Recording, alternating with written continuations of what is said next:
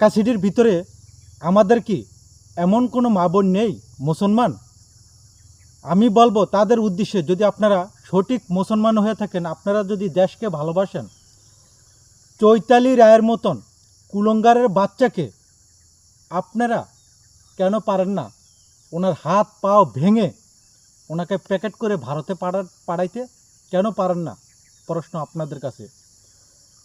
বাংলাদেশ একটা মুসলিম কান্ট্রি, মুসলিম কান্ট্রির ভিতরে থেকে কিভাবে পারে মুসলমানের বিরুদ্ধে কথা বলতে?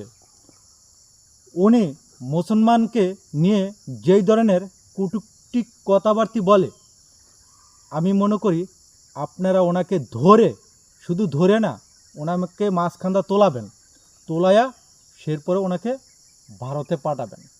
উনি হইল ভারতের একজন দালাল, বাংলাদেশে উনি বসবাস করতে আছে।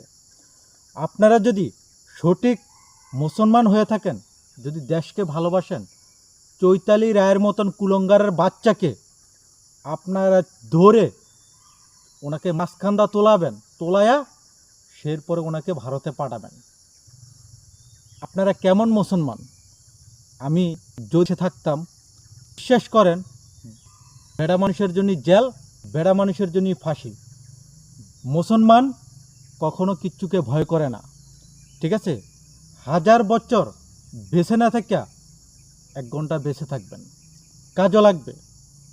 এরকম কুলঙ্গারের বাচ্চা কিভাবে মুসলমানের বিরুদ্ধে কথা বলতে সাহস পায় বাংলাদেশের ভিতরে? আপনারা দেখতে পারছেন, আপনারা ভারতের ভিতরে আমাদের মুসলমানের অনেক মসজিদগুলো ভেঙে, ঘর বাড়ি ভেঙে মুসলমানের উপরে অনেক অত্যাচার করে। তখন তো এই চৈতালি রায় তখন তো বাংলাদেশে একটি মিছিল করে না? এই জিনিসগুলো কি আপনারা বোঝেন না? আপনারা কেমন মুসলমান?